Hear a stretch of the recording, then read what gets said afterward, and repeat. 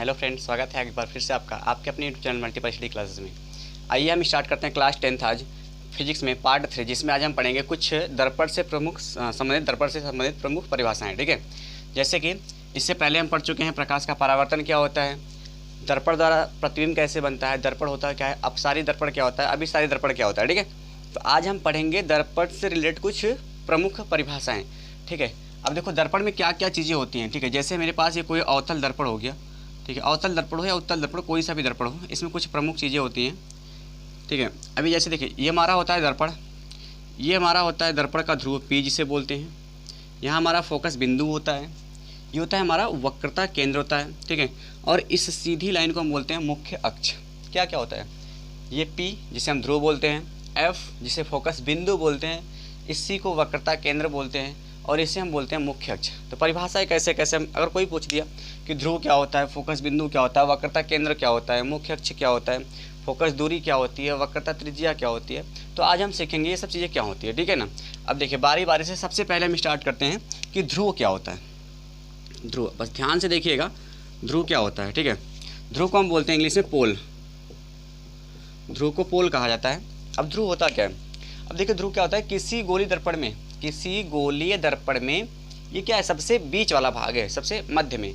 तो किसी गोलीय दर्पण का मध्य बिंदु ध्रुव कहलाता है। ठीक है, किसी गोलीय दर्पण में दर्पण का मध्य बिंदु ध्रुव कहलाता है। ठीक है, तो इसे हम देखिए इसे P से दर्शाते हैं। तो क्या होता है, ये एक मध्य बिंदु होता है। ठीक है, एक मध्य बिंदु होता है। तो किसी गोलीय दर्पण में दर्पण का मध्य बिंदु दर्पण का ध्रुव कहलाता है, इसे हम P से दर्शाते हैं। ठीक है, तो उम्मीद है कि ध्रुव समझ में आया होगा। ध्रुव क्या होता है, किसी गोलीय दर्पण में दर्पण का मध्य बिंदु हमारा ध्रुव कहलाता है, इसे हम P से दर्शाते हैं। ठीक है, नेक्स्ट देखते हैं।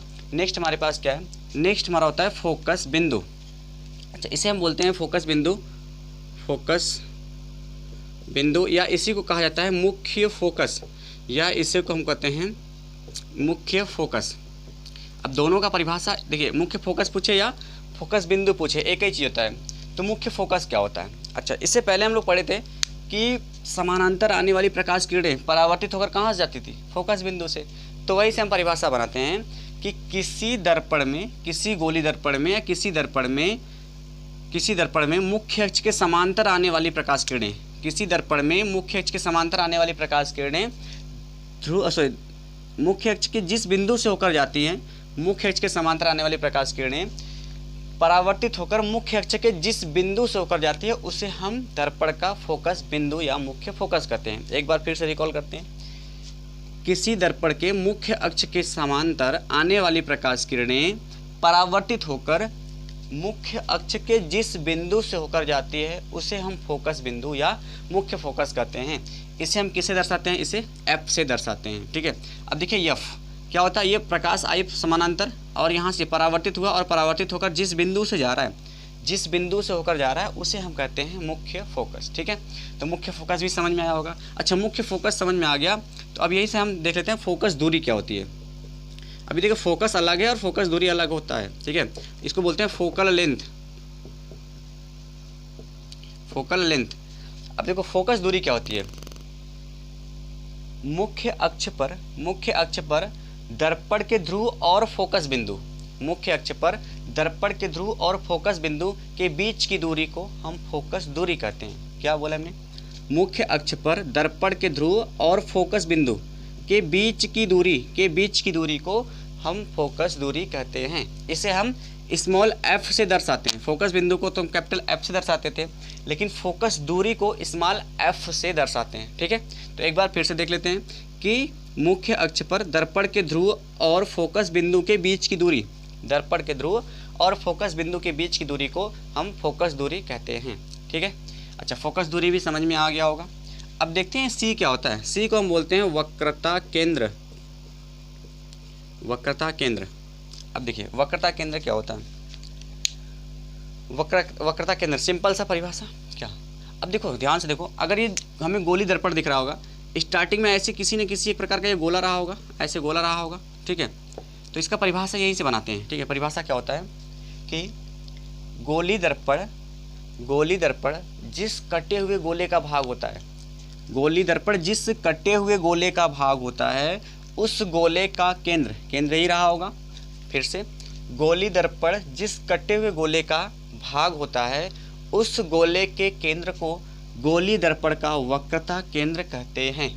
ठीक है, एक बार फिर से लास्ट, जब गोली दर्पण जिस कटे हुए गोले का भाग होता है, जिस कटे हुए गोले का भाग होता है उस गोले का केंद्र दर्पण का वक्रता केंद्र कहलाता है। ठीक है, इसे किसे दर्शाते हैं? इसे हम सी से दर्शाते हैं। अच्छा, वक्रता केंद्र को हम बोलते क्या है? वक्रता केंद्र को बोलते हैं सेंटर ऑफ कर्वेचर। ठीक है, centre of curvature. Centre of curvature होता क्या है? गोली दर्पण जिस कटे हुए गोले का भाग होता है उस गोले का केंद्र दर्पण का वक्रता केंद्र कहलाता है। ठीक है, इसे हम सी से दर्शाते हैं। अच्छा, अब इसी के साथ साथ हम देखते हैं वक्रता त्रिज्या क्या होती है। वक्रता केंद्र तो समझ में आ गया, वक्रता त्रिज्या इसे हम आर से दर्शाते हैं। ठीक है ना। अब ये होता है हमारा सेंटर ऑफ रेडियस,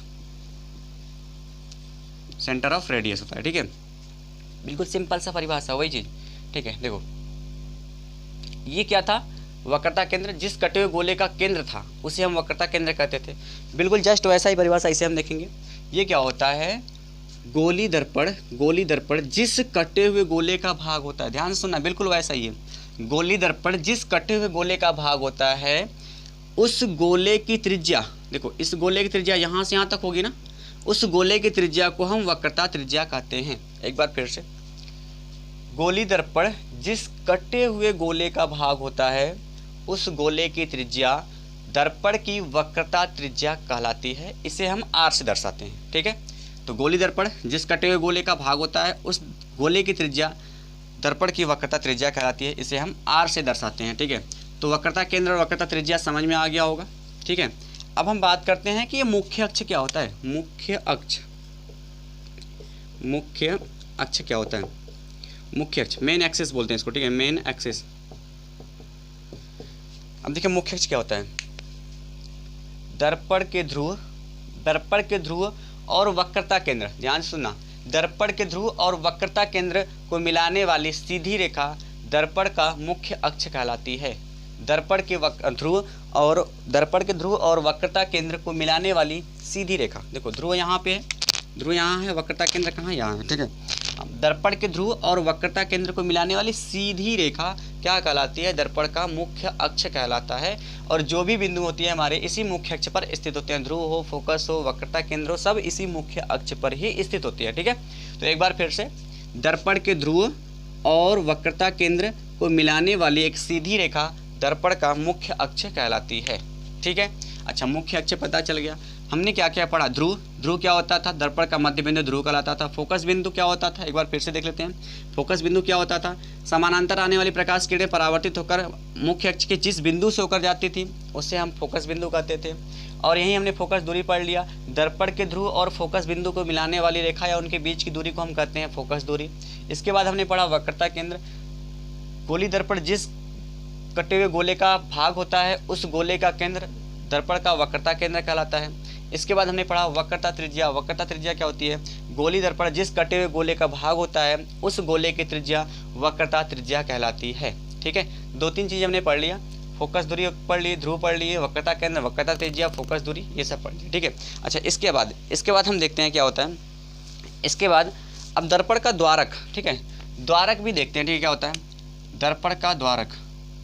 अब देखो द्वारक होता क्या है? ये जो दर्पण के द्वारक से हमें ये पता चलता है कि दर्पण कितना छोटा या कितना बड़ा हो सकता है। ठीक है,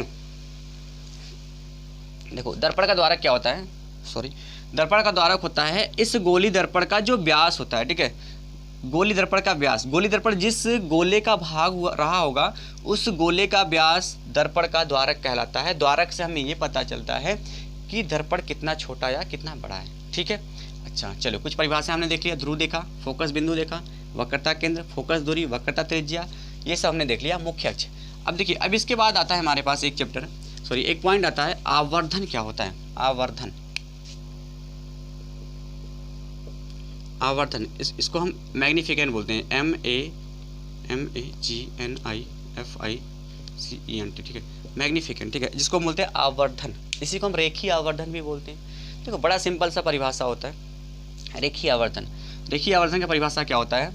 किसी दर्पण द्वारा बनाए गए प्रतिबिंब की लंबाई किसी दर्पण द्वारा बनाए गए, जैसे देखो हमारे पास ये दर्पण है, किसी दर्पण द्वारा बनाए गए प्रतिबिंब की लंबाई, मान लो यहाँ पर दर्पण बन रहा है, ठीक है, सॉरी यहाँ पर हमारा प्रतिबिंब बन रहा है, हमारे पास कोई वस्तु यहाँ रखी गई है। किसी दर्पण द्वारा बनाए गए प्रतिबिंब की लंबाई, प्रतिबिंब की लंबाई और वस्तु की लंबाई, चलो मैं कह दिया प्रतिबिंब की लंबाई ए डैश बी डैश है और वस्तु की लंबाई ए बी था। तो किसी दर्पण द्वारा बनाए गए प्रतिबिंब की लंबाई और वस्तु की लंबाई के अनुपात को हम आवर्धन कहते हैं, उसे हम रेखीय आवर्धन भी कहते हैं। आवर्धन को कहेंगे रेखीय आवर्धन भी मिलेगा, ठीक है। तो किसी दर्पण द्वारा बनाए गए प्रतिबिंब की लंबाई और वस्तु की लंबाई के अनुपात को हम आवर्धन कहते हैं। इसे हम m से दर्शाते हैं, स्मॉल m से, इसे स्मॉल m से दर्शाते हैं। तो m बराबर क्या होता है, m बराबर होता है प्रतिबिंब की लंबाई, ध्यान से सुना, यहाँ एक अच्छी चीज़ हम देखेंगे, ठीक है, प्रतिबिंब की लंबाई और एक होता है वस्तु की लंबाई। आवर्धन m बराबर क्या होता है, प्रतिबिंब की लंबाई और वस्तु की लंबाई, ठीक है। अच्छा देखो m, अगर प्रतिबिंब की लंबाई i हो, i, ठीक है, i हो और वस्तु की लंबाई o हो, तो हम बोलते हैं m बराबर i अपान o। कहीं कहीं हमें मिलेगा h डैश अपान h, किताब में कहीं कहीं h डैश अपान h मिलता है, मतलब h क्या होता है वस्तु की लंबाई और h डैश क्या होता है हमारा, ये प्रतिबिंब की लंबाई होता है, ठीक है। तो i अपान o पढ़ो या h डैश अपान h पढ़ो, वही होता है, ठीक है। I for image, o for object, तो ये बड़ा आसान लगता है याद करने में। I का मतलब इमेज, इमेज मतलब होता है प्रतिबिंब, o फॉर ऑब्जेक्ट, ऑब्जेक्ट मतलब होता है वस्तु। अब देखो m बराबर i अपान o होता है, या ये होता है माइनस v अपान u, ये बड़ा ही खतरनाक फार्मूला है, इसको देख लेना आराम से। m बराबर क्या होता है, i अपान o बराबर माइनस v अपान u। जब हम न्यूमेरिकल लगाएंगे तो इसका बहुत ही ज़्यादा यूज होगा कि m आवर्धन बराबर होता है प्रतिबिंब की लंबाई बटे वस्तु की लंबाई, और प्रतिबिंब कहाँ बन रहा है और वस्तु कहाँ रखी गई उसका अनुपात और माइनस के साथ, तो m बराबर माइनस v अपान u भी होता है, ठीक है। अच्छा यहाँ से एक खतरनाक चीज़ देखते हैं कि m कब प्लस होता है और कब माइनस होता है, ठीक है। बड़ा ही सोचने वाली बात होती है, कभी कभी अगर सवाल में दिया नहीं रहता है, सिर्फ ये वास्तविक आभासी देता है, तो पता नहीं चलता है m प्लस रखें कि माइनस रखें, ठीक है। तो बिल्कुल ध्यान से देखना, इस कन्फ्यूजन को अच्छे से दूर कर लेंगे कि m कब प्लस रखते हैं कब माइनस। फिर एक बार हम आवर्धन का पहले परिभाषा एक बार फिर से रिपीट कर लेते हैं। आवर्धन होता क्या है, किसी दर्पण द्वारा किसी वस्तु का बनाए गए प्रतिबिंब की लंबाई और वस्तु की लंबाई के अनुपात को हम आवर्धन कहते हैं। मतलब प्रतिबिंब की लंबाई और वस्तु की लंबाई के अनुपात को हम आवर्धन कहते हैं। अच्छा, आवर्धन से हमें पता क्या चलता है, आवर्धन से हमें ये पता चलता है कि किसी वस्तु का प्रतिबिंब कितना गुना बड़ा बन रहा है या कितना गुना छोटा बन रहा है, ठीक है। अच्छा, आवर्धन का मतलब ही होता है फैलाना, ठीक है ना, बड़ा करना या छोटा करना। मतलब कि आवर्धन से हमें पता चलता है किसी वस्तु का प्रतिबिंब कितना बड़ा बन रहा है वस्तु की अपेक्षा या कितना छोटा बन रहा है, ठीक है। अच्छा, अब देखते हैं कि हम यहाँ पर ये प्लस कब होता है और माइनस कब होता है। अब देखो आवर्धन, अब जैसे मैं कह दिया मेरे पास कोई वस्तु यहाँ पे रखा गया है, सॉरी ये हमारे पास कोई दर्पण है, यहाँ से कोई प्रकाश किरण जा रही है, फोकस बिंदु से होकर आ रही है, और दूसरा प्रकाश किरण ऐसे आया और ऐसे यहाँ पर प्रतिबिंब बन गया, ठीक है। कुछ देर के लिए मान लीजिए ऐसा प्रतिबिंब बन रहा है। अब देखो ध्यान से, वस्तु, ये हमारे पास वस्तु, चलो इसको हम बोल देते हैं O और ये है I। अच्छा ये उल्टा प्रतिबिंब है, उल्टा प्रतिबिंब है तो कैसा बना होगा, वास्तविक बना होगा, है ना। और दूसरा मैं प्रतिबिंब बना रहा हूँ, एक चलो इधर बना लेते हैं हम लोग प्रतिबिंब, ठीक है। अवतल दर्पण वाला ही कंडीशन लगा लेते हैं यहाँ पे, जब हमारे पास ये F हो और ये C हो और वस्तु यहाँ पर रखी गई हो, तो प्रतिबिंब ऐसे आता है और ऐसे और डॉट डॉट डॉट करके ऐसे इधर बढ़ता है, ठीक है ना। अब देखो ये कैसा हमारा आभासी है तो कैसा है सीधा, और ये वास्तविक है तो कैसा था उल्टा। बड़ा ध्यान से देखना, यहाँ पे समझ में आ जाएगा कि m को हम कब प्लस लेते हैं कब माइनस लेते हैं। न्यूमेरिकल में बिल्कुल कन्फ्यूजन नहीं होगा, क्योंकि न्यूमेरिकल में अगर प्लस माइनस थोड़ी सी भी मिस्टेक होती तो पूरा आंसर गलत आएगा, ठीक है। अब देखिए यहाँ पे आभासी सीधा है, अच्छा दिमाग लगाना, वस्तु रखा गया है ऐसे, मतलब O। अब देखिए वस्तु ऊपर की ओर है, ये x अक्ष है कि y अक्ष, हमें पता है कि ये y अक्ष है। अच्छा, y अक्ष पे ऊपर की ओर चीज़ें क्या होती हैं, प्लस होती हैं। और ये देखो प्रतिबिंब I, ये भी किधर बन रहा है, ऊपर की ओर बन रहा है, y अक्ष ऐसे इस दिशा में y अक्ष को नापते हैं हम लोग, तो y अक्ष ऊपर की ओर बन रहा है तो ये भी कैसा होगा, प्लस होगा। मतलब कि हम देख क्या रहे हैं, आभासी प्रतिबिंब में वस्तु तो हमेशा सीधा रखते हैं, तो वस्तु तो हमेशा प्लस होता है, लेकिन I भी देखो सीधा बन रहा है तो वो भी कैसा होता है, प्लस होगा, क्योंकि ऊपर की ओर प्लस होते हैं। अच्छा, यहाँ पर देखते हैं, यहाँ पर O क्या है, ऊपर की ओर रखा गया है तो ये कैसा होगा, प्लस होगा। लेकिन इसका प्रतिबिंब कैसा बन रहा है, उल्टा, तो उल्टा x अक्ष पे नीचे की ओर जाएंगे तो x अक्ष पे क्या आता है, माइनस मिलता है, तो ये नीचे की ओर है और ये है क्या I, तो I क्या है, माइनस। अच्छा, अब ध्यान से देखो माइनस कब होता है, जब प्रतिबिंब वास्तविक और उल्टा बनेगा तो आई क्या होगा माइनस, जब प्रतिबिंब सीधा और आभासी बनेगा तो आई क्या होगा प्लस।